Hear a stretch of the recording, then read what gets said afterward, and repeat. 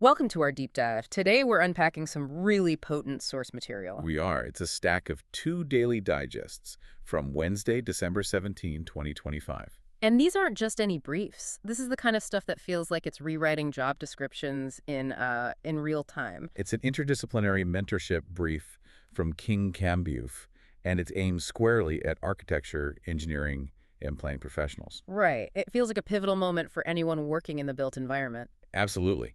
If you're out there listening, maybe you're prepping a major project submission or seeking funding or just trying to get your head around the tectonic shifts happening. This is for you. Because these digests, they confirm something big. They confirm that the very foundations of professional authority are undergoing a radical and, I think, permanent change. And it's not just about, using some new software. No, not at all. This is about a whole new definition of professional credibility. Absolutely. So our mission today is to dig into these sources. They reveal two profound shifts that are happening at the same time. The first one is, honestly, maybe the most existential challenge to the design profession in decades. Which, The wholesale replacement of design intent, the beautiful vision, the glossy render, with outcomes that are verified by quantifiable evidence. so measurement and accountability, the proof. Precisely.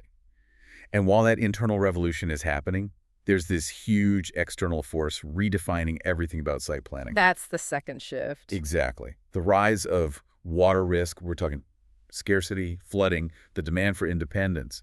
It's now bigger than seismic risk as the primary driver for design approval in major cities. Which brings us to the big question for you, the professional listening to this. Mm-hmm. How do you evolve your authority when the beautiful drawings you've perfected over a career just aren't enough anymore? When your credibility, your ability to get insurance, your funding, it all depends on delivering measured outcomes and proving you've mastered hydrology. The stakes feel incredibly high. Higher than ever. Authority used to come from precedent or, the charisma of a star architect. Right. Now it has to be empirical. If you can't prove the value your design creates with data, You will be marginalized by those who can. Simple as that. that sounds like the definition of getting beyond the comfort zone. Okay, let's unpack this. Let's do it. We're going to start with the measurement revolution, charting that journey from simple compliance to verifiable proof. Then we'll spend some serious time on the second theme, water as the dominant constraint. And we'll explore why water risk is the new driver for finance and life safety. And finally, we'll bring it all together. Synthesize what it all means for professional leadership and your daily practice. Let's begin. Okay, so this shift is just fundamental. And it's not happening for aesthetic reasons. It's driven by economic rigor and legal necessity. Right. For decades, the profession got by on what the briefs call prescriptive compliance. Exactly. You followed a checklist, the building code was your guide, and you expressed quality through your intent, through the drawings. You sign off, you use the right materials, job done, your duty was fulfilled. But the problem, as we all know, was that the results were often terrible. Oh, absolutely. Buildings that were 100% to code, but were just energy hogs, water guzzlers, or uncomfortable for the people inside.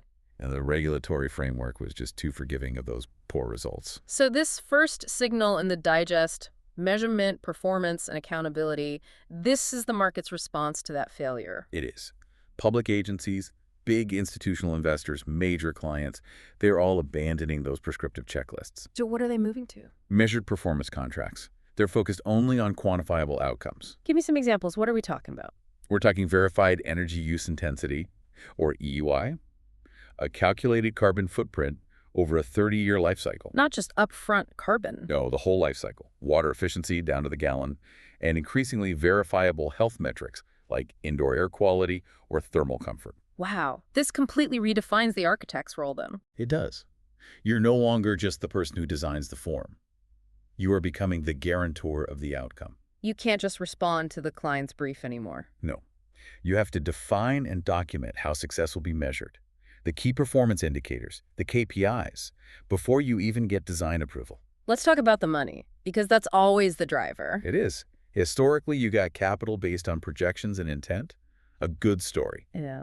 Now, those projections have to be backed by simulation, by hard baseline data, and by a contractual promise for post-occupancy verification. So this brings us to a fundamental truth from the digest. It does, and it's a stark one. What cannot be measured Well, will no longer be funded. full stop. Full stop. If you cannot empirically prove the value you claim you're creating, the ROI on sustainability, on efficiency, on well-being, the capital holders will just say no. It's just a risk management strategy for them. Funding follows the evidence. Exactly. So how does this actually work? How do you make that leap from a projection to actual proof?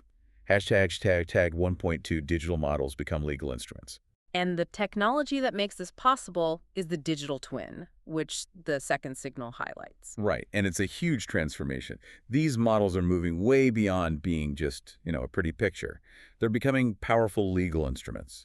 This is where it gets really serious for the practitioner, because this isn't some far-off future thing. It's happening now. It is, and we're not just talking about the BIM model you use during construction. We're talking about the operational twin. Yes. The model that's alive, constantly being fed thousands of data points from the building sensors after people have moved in.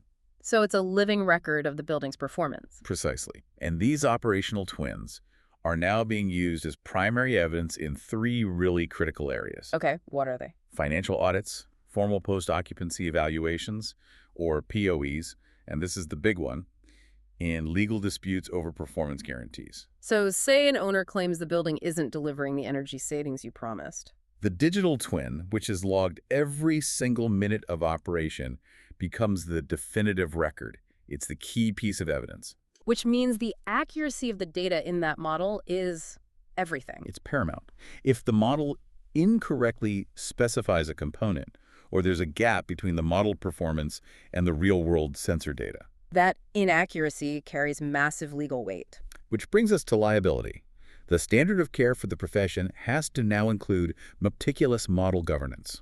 What does model governance actually mean in practice? It means managing data accuracy, having strict version control, clear specifications within that digital environment. Everything has to be traceable. Because if your firm makes a model that's used for financial forecasting, And that model has errors that lead to financial losses after occupancy. the model itself is the liability. That's the core insight here, and it is so critical for anyone listening. Models are no longer representations. They are liabilities. That is a huge shift. It puts so much pressure on information management right from the very beginning. You can't have generic data fields anymore, or missing specs in the model, because that model is now functionally part of your contract. It's a verifiable record of your professional promise. Hashtag 1.3, quantifying social outcomes. Okay, so this expansion of measurement isn't just about energy and water. No, not at all. The third signal in the digest shows it widening dramatically into the civic sphere. The title is Quantifying Social Outcomes. And this has to be the most challenging frontier of all. I agree. Because urban grants, zoning approvals, public funding, they're all starting to demand quantifiable social metrics. So we're moving beyond, did the HVAC system work? Way beyond. We're moving to, did this new public library measurably improve health outcomes for this community? How on earth do you even measure that? Measuring health or, say, neighborhood resilience seems so subjective. It is, but municipalities need some kind of proof that their investment is paying off socially. So we're seeing requirements to measure things like Like what? a quantifiable reduction in particulate matter exposure near the building, which is a direct health metric, Okay, that makes sense. or a percentage increase in people walking or biking to a facility instead of driving. That's an accessibility metric. I see.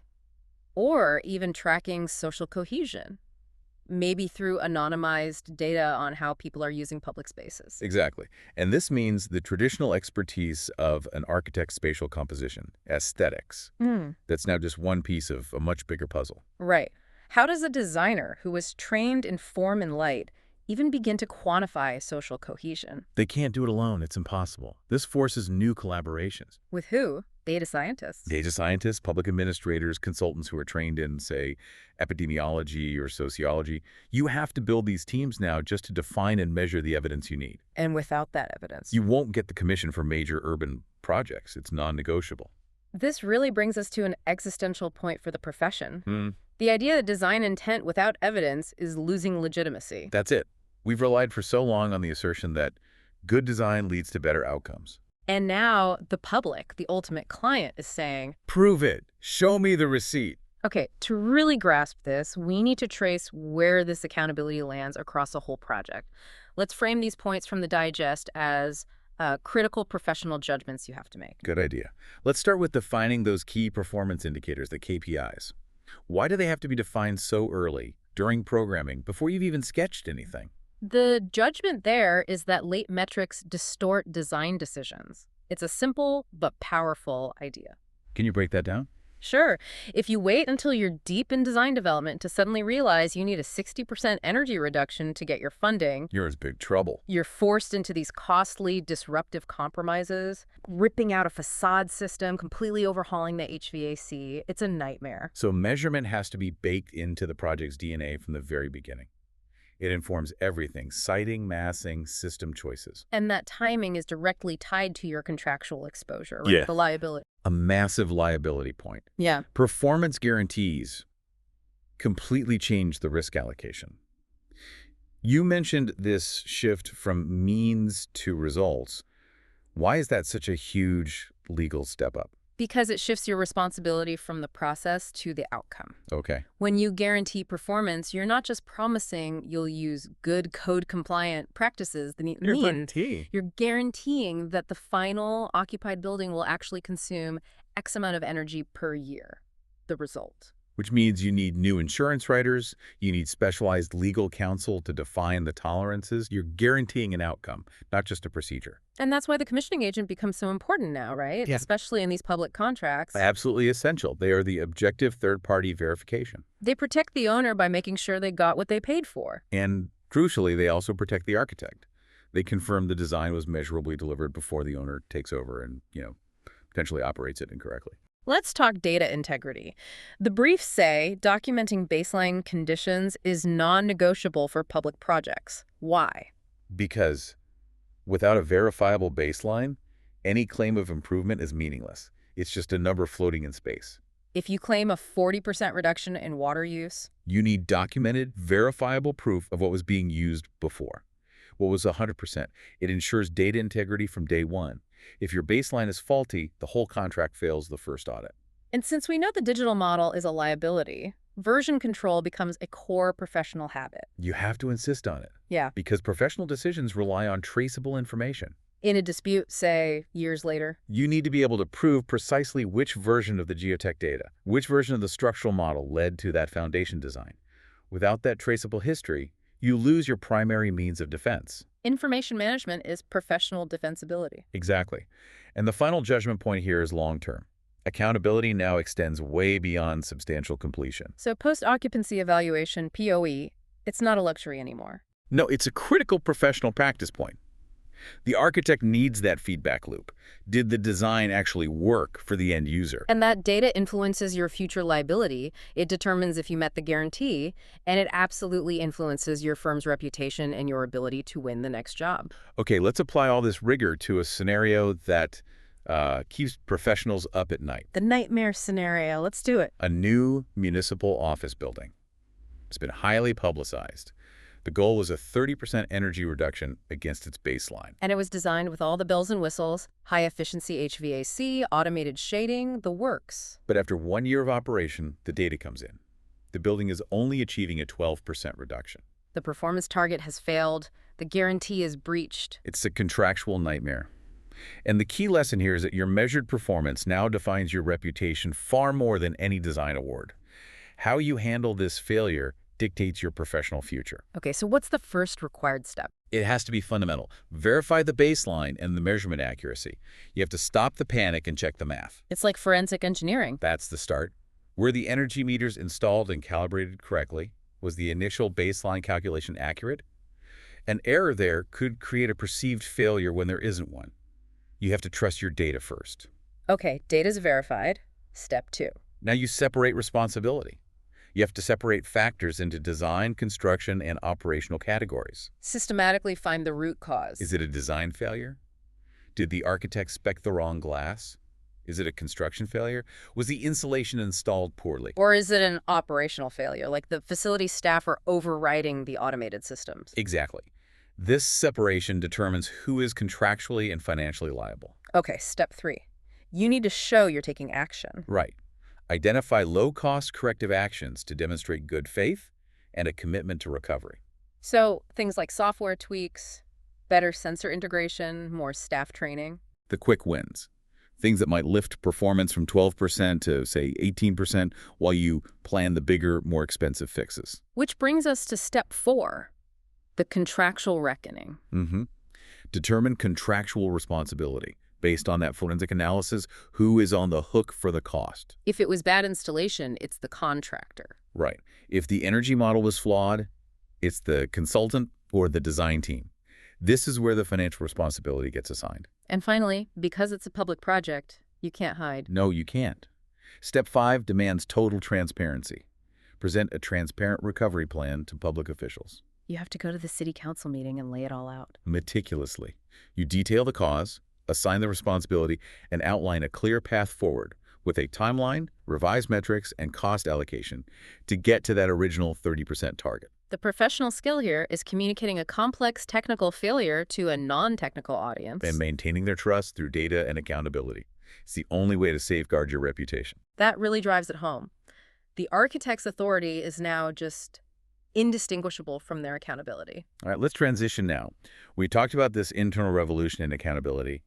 Now let's talk about the second massive force, the overwhelming dominance of water. Both too much of it and not enough of it. Exactly. It is the primary driver of design and planning now.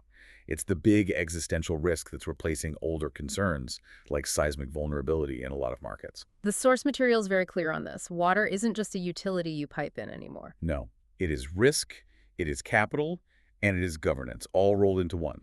The sheer unpredictability of our climate is forcing a radical reevaluation of where we build and how we build. Hashtag 2.1 water scarcity in urban form. So the first major consequence of this is water availability. The net impact on a city's water supply is becoming the #1 hurdle for getting a new project approved. It's a profound shift in how we think about urban constraints. Historically, a planner would look at, traffic capacity or zoning height limits first. And now they look at the water budget. They look at the water budget. If a developer comes in with a huge new project, the first question from City Council is, what is your net water consumption? And how do you guarantee you are water neutral? Or even better, water positive. Preferably, yes. If your design just increases demand on an already stressed watershed, that project is likely stalled or denied outright. This pushes architecture into a totally new role. It transforms it into a tool for hydrological management. It's moving way beyond just providing shelter. So the challenge for the profession is now incredibly specific. It is. Design a building whose physical form actively reduces municipal water demand. So your design decisions, the pitch of your roof, your facade materials, your landscaping, they all have to directly contribute to collecting, treating, and recycling water. It forces you to integrate systems like massive rainwater harvesting or on-site gray water recycling, not as afterthoughts in a basement, but as intrinsic, powerful, even beautiful parts of the structure itself. It's a structural commitment to water independence. And the most powerful force pushing this change isn't planners, it's the financial sector. Specifically, insurance and lending. Signal C in the brief is unequivocal. Flood risk is replacing seismic risk as the primary factor for insurability. And you're talking about all kinds of flooding. All kinds. Pluvial, which is heavy rainfall. Fluvial, which is rivers overflowing. And coastal flooding. And this is true even in places like California, where we've always obsessed about earthquakes. Because the water events are just more frequent and more damaging now. And so the institutions are repricing assets based on forward-looking climate risk models. So a building that was considered safe 30 years ago, based on an old 100-year flood map. Right, but current models show that same site now behaves like it's in a 20-year floodplain. Its risk profile has shifted dramatically. Its insurance premiums go through the roof. Its value as a long-term asset plummets. And lenders see that. They're now demanding intense due diligence on hydrological risk before they approve a development loan. Which means architects need a whole new literacy. We must be fluent in the language of risk modeling and resilience economics. Understanding return periods, projected storm surge, asset vulnerability, that's not just for the civil engineer anymore. It's core professional judgment for the architect. And this creates a really powerful design imperative. Which is? We have to design for flood exposure without just resorting to retreat or fortress architecture. Right. We can't just build giant concrete walls around everything or lift every building 50 feet in the air. It's ugly, it's expensive, it kills the connection to the street. We need adaptive, resilient architecture that can live with water, that can let it flow through gracefully while maintaining critical functions. Hashtag 2.3, the mandate for on-site water independence. Okay, the third pillar here is the policy shift. The briefs talk about a mandate for on-site water independence. Yes, Sigma D. New civic projects especially are increasingly being required to manage all of their water, stormwater, gray water, sometimes even potable water, entirely on-site. That is a massive decentralization of our utility infrastructure. It is. The responsibility for managing the water cycle of a site is shifting from the overburdened municipal utility. Directly onto the developer, the architect, and the engineer. When you're required to manage 100% of your stormwater on-site, meaning zero runoff into the city's drains, your building has just become a piece of localized water infrastructure. Which is actually really exciting because it demands a new kind of architectural expression. It does. The challenge is to integrate that water infrastructure as visible civic architecture, move beyond just hidden pipes. The system needs to be legible to the public. Instead of burying a huge cistern in the basement, you feature it. Stormwater management becomes beautiful biofiltration swales and green roofs that are part of the public space. So the architecture itself teaches people how the building is managing its water. Exactly. It reinforces this idea of the building as an active participant in the ecosystem. It's a living watershed. Okay, let's dig into the specific professional judgments required here. Let's trace the implications of these early hydrological decisions. Why is getting an accurate read on the site's hydrology so crucial right from the start? Because it drives everything. Your foundation design, life safety systems, your grading. If you don't know how water moves on or under your site, You're setting yourself up for disaster. basement flooding, structural damage, massive liability. And these are problems that are basically irreversible once you've started building. This brings up a fundamental choice. Managing water by getting rid of it versus absorbing it. Right.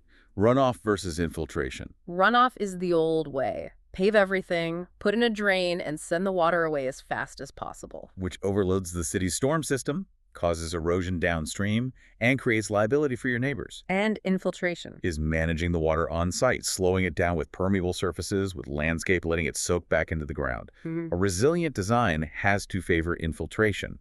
It recharges the local water table. Another key distinction is detention versus retention. What's the difference and why does it matter for liability? A detention basin is like a temporary holding pen for water. A speed bump. A speed bump, exactly. It holds the stormwater during the peak of a storm and then releases it slowly back into the system. It's about not overwhelming the municipal pipes. And retention. Retention basins hold the water permanently until it evaporates or is used by the building or landscape. Retention is the active, sustainable strategy. Detention is more of a liability mitigation strategy. Okay, let's talk about floodplains. If your site is in a flood zone, regulations force you to use vertical zoning strategies. What does that mean? It means critical functions have to remain operational during a flood. Life safety systems, emergency power, that kind of thing. So you have to lift them up. You elevate them above the predicted flood level. You might put parking or non-critical storage on the ground floor. Those are your sacrificial or wet flood-proofed spaces. And you move the important stuff data centers, archives, public assembly spaces to the higher, dry floors. And to protect the structure itself, you have to choose between dry versus wet floodproofing. Dry floodproofing sounds like building a submarine. It is. You try to make the structure totally impermeable. Ceiling doors, windows, utility lines. It's high risk because if any of those seals fail, you have a catastrophic flood inside. And wet floodproofing Is the opposite. You design the structure to let the water in and out without causing structural damage. You accept the lower level will get wet and need to be cleaned, but it will be recoverable. So you use materials like concrete, open cell insulation, things that can get wet. The choice depends entirely on how much downtime the building's program can tolerate. Finally, we have to think at the watershed scale. You have to look beyond your property line. Your site is not an island. If every single project in a watershed just paves over more land and increases runoff, the entire regional system will fail. So project approvals are now tied to proving you're having a neutral or positive impact on the whole watershed. You have to show that your solution doesn't just transfer the problem downstream to your neighbor. Okay, another nightmare scenario. Let's look at the fallout when you ignore this stuff. The late-stage crisis. Imagine a public library project. You're at 60% design development. A ton of money and time has been invested. And then you get an email. The new updated flood maps just came out. And they've expanded the flood zone. Your building's finished floor elevation is now below the new regulatory level? It's a devastating moment. It impacts your accessibility, your cost, your schedule, everything. The lesson here is brutal. Water ignorance is no longer defensible. A professional should have anticipated this risk. But since it's happened, you need a swift, evidence-based mitigation workflow. Okay, step 1. Validate the flood data. Yeah. You have to confirm this new data is legitimate. Is the map official? What climate model is it based on? Is it a 100-year event or a 500-year event? The rigor of the data determines the severity of the redesign. Exactly. Step 2, a rapid audit. Identify all the vulnerable systems and programs that are now below that new floodplain. Your main electrical switchgear, your elevators, the rare book archive. All of it. That defines the scope of your architectural response. Which brings us to step 3, the design response. You have to develop options fast. And you present the client with a menu of alternatives.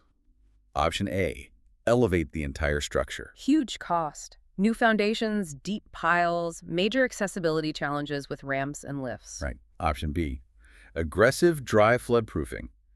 Cheaper up front, but it carries high long-term maintenance risk. Or option C, a radical redesign of the lower level using wet floodproofing and moving all the important stuff up. Which means sacrificing some of that ground floor program. Step 4 is the mandatory compliance check. You have to coordinate all the code and accessibility impacts. Lifting a finished floor, even a few feet, triggers a cascade of regulatory requirements, especially for a public building. And the final, very political step. Present the cost-risk trade-offs transparently to the decision makers. Wow. You have to be brutally honest. Option A costs $5 million more, but it reduces the chance of failure to 1%. Option B costs $2 million, but you're accepting a 10% risk of downtime during a major storm. Your job is to model those risks accurately so they can make an informed choice. And the cost of that late discovery, the delays, the redesign fees, it will always be more than the cost of doing proper due diligence at the beginning. So we've laid out this dual evolution. Professional authority is now built on measured evidence. And physical survival is tied to hydrological literacy. So the successful professional leader has to integrate both. It's the end of the singular artistic genius model of the architect. And the rise of what? The rise of the accountable, integrated master builder. A leader whose designs are tested and verified against empirical metrics and existential environmental risks. Hashtag tag 3.1, the integrated project mentality. The Regional Water Resilient Civic Campus, RFP, that's described in the source material seems to be the perfect example of this. It absolutely is. This project isn't just a building. It's designed to be a regional solution. A public administration center, an education space, and an emergency response hub. And it has to remain fully operational during both a prolonged drought and a severe flood. So the RFP demands this seamless synthesis of architecture, civil engineering, climate planning, public administration. A firm can't win this by submitting siloed work from different departments. It has to be a single, unified, interdisciplinary solution. Where the hydrology informs the program and the program informs the performance metrics. It rewards designers who can truly translate hydrology into spatial intelligence.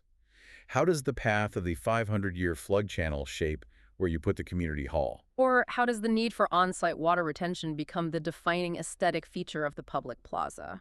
And the most effective angle to take on this proposal, as the digest suggests, is to frame the project not as a building on a site, but as a living watershed. Meaning the design doesn't just manage its own resources. It has to be a net positive contributor to the local ecology. The building itself has to visualize, manage, and even celebrate the entire water cycle. Hashtag tag 3.2, the daily professional drill. Okay, to make this real, the sources provide some specific daily professional drills. These are designed to change habits. Okay, exercise 1, the measurable building. Your success is defined by 5 quantifiable performance metrics, and one of them has to be a social outcome. This forces you to think holistically. Let's workshop that. For a new campus building, what would 5 metrics be? Okay, a 45% reduction in EUI. Good. A 75% reduction in potable water demand through gray water recycling. 90% compliance with indoor air quality standards monitored by sensors. 100% on-site stormwater retention. And now for the social one. A quantifiable 25% increase in daily physical activity for the building occupants. And how would you measure that? Through aggregated, anonymized data from stairway access points and path monitoring. Perfect. And the key is that the architecture must visibly support that performance. If you claim water reduction, we need to see the cisterns, the green roofs, the treatment systems. The architecture is the performance guarantee. Exactly. Exercise 2 is the water intelligent building. Design a civic building that manages 100% of its stormwater on site. And you have to prove it works in both drought and flood scenarios. The deliverable requires a detailed site section diagram showing collection, storage, treatment, and release. It can't be a vague concept. This is a test of hydrological mastery. And the water systems have to be architecturally legible. We see the integrated rain gardens, the swales, the wetlands. It demonstrates a command over resilient design that demands leadership. Hashtag 3.3, leading with rigor, code, and life safety. So this level of ambition for performance and resilience, it often goes beyond what the traditional prescriptive building codes allow for. And this is where true professional leadership is tested. You're saying you can argue with the code. You can. The International Building Code, the IBC, allows for performance-based solutions, but only if you can demonstrate equivalency to the prescriptive code. This is not the easy path. Not at all. It demands incredible rigor. You need clear objectives, documented acceptance criteria, and a formal peer review process with independent experts who vet your engineering and modeling. The documentation has to be flawless. But the opportunity here is huge. It is. This is how you lead the industry. If your firm can rigorously prove that your innovative water-resilient design is functionally superior to the conservative code, you set a new standard. This is how the next generation of building codes get written. And it's how you define your authority as a professional. Hashtag 3.4, summary of professional habits. Okay, let's just consolidate the core habits that build this measurable, resilient leader.